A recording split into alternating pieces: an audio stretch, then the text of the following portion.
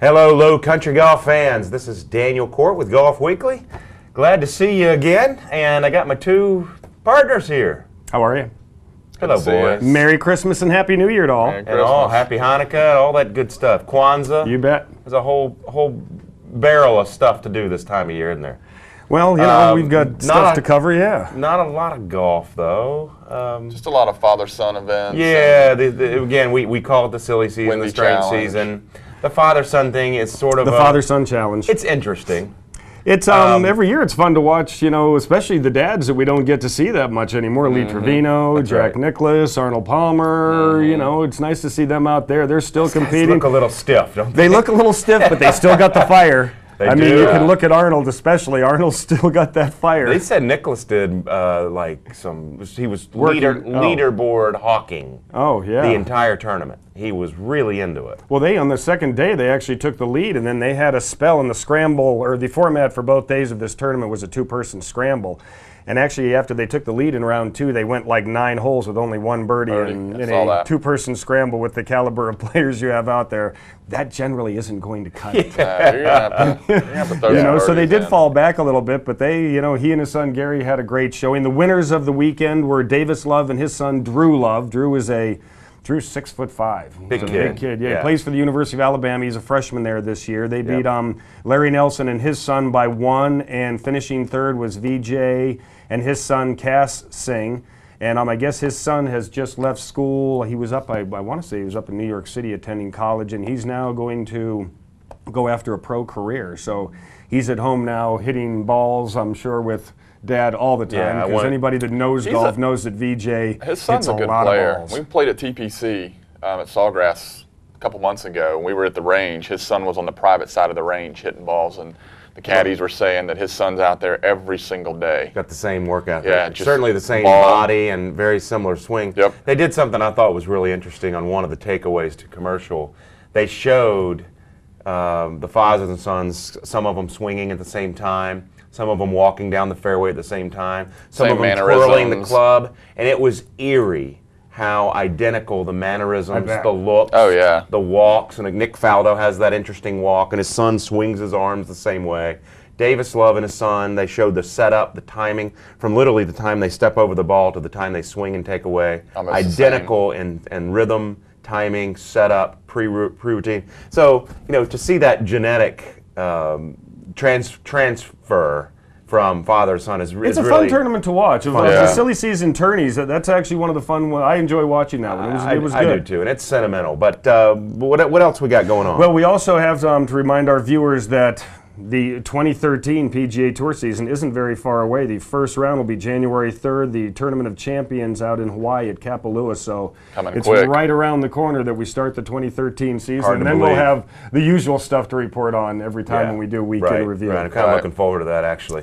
But our next piece of news we really need to go over, if you watched Golf Weekly last week, you heard us say that probably the front runner for the job of Ryder Cup captain in 2014 at Glen Eagles for the U.S. team would be Tom Watson, and guess who the captain is going to be? Big news. Tom Watson? Yeah. Tom Watson has been announced as the captain. I think the PGA of America has made a real statement here. You know, these guys are taking this a lot more serious, a lot more strategic, I think, planning and thinking is going into this.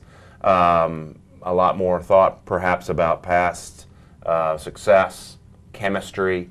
I wasn't particularly a fan of it. I got to be honest. And I guess one of the reasons is I think there's always been way too much emphasis on the role that the captain plays. If you look at these things, typically the winners are the ones that get out there and putt the best. Yeah. When you get 24 of the best players in the world together, anything can happen in match play, and it just seems like they have an edge somewhere. So is Tom Watson that guy with his? You had mentioned his experience. Because he was the last captain to win on foreign soil.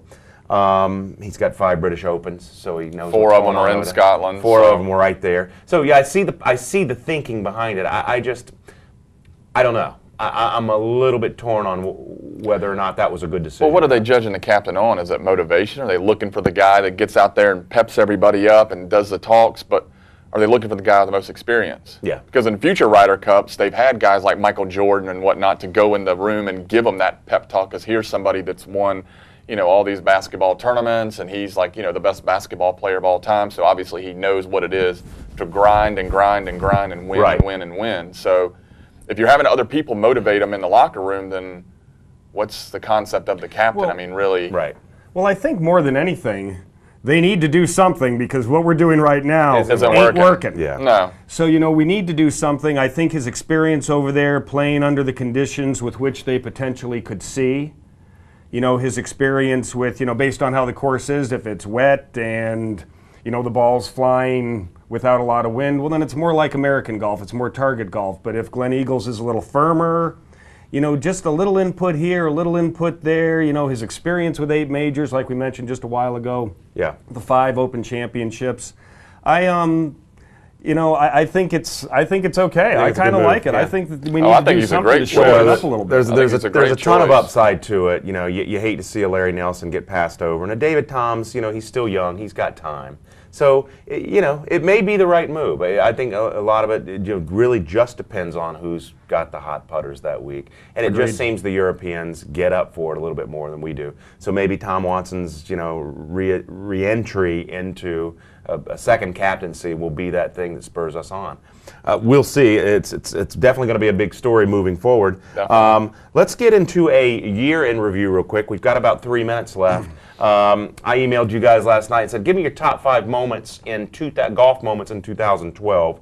We all picked 5. We have some overlapping ones, but let's kind of go through those real quick and just name them off. I'll say that mine were a little bit more general as we were going over them before we came on air.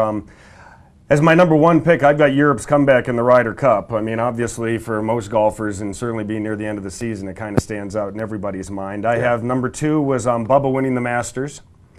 Number 3 was Rory's win at the PGA and kind of his ascension to a solid number 1 in the world of golf.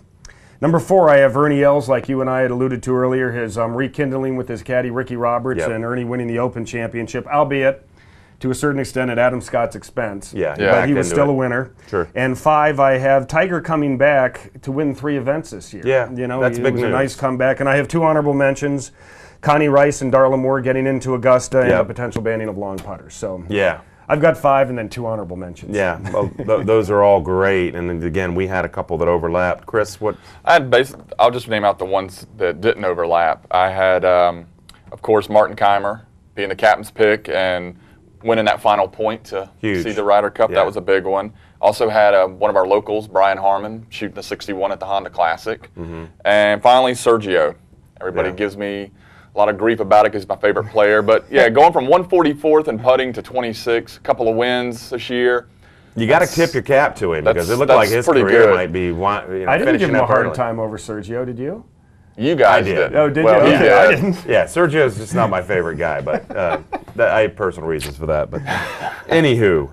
And that was it for mine. Yeah, I had Snedeker winning the FedEx points, and a former champion here, and a kind of an emotional way because the Todd Anderson, the weekend that he his had, coach son had an accident, and he was inspired by that. Bub at the Masters, Eric Compton, second heart transplant, gets his card. That's just phenomenal. It should stuff. be fun to watch him in 2013. Yeah, it really is. I mean, that's just an inspiration. That's a fighter and a go-getter. I had Kyle Stanley, a local guy here, plays out of Berkeley Hall Club, losing a 3-shot lead on the final hole to Brandt Snedeker. And then coming back the next week to win 7 shots down in Phoenix to redeem himself. That was a great story, I thought. And Ernie Els, obviously, and Ricky Roberts, that was obviously great stories too. So, we all kind of overlapped a little bit there, but some great stories in golf this year. All right, guys, man, that flew. All right. All done. Moving on. When we come back, we're going to be with you talking what? We're going to be talking a little bit about fitness and how to improve yourself for the upcoming season. We're kind of in the off season right now, so we're going to be talking wrists and ankles when we come back. Wrists and ankles. Stay with us.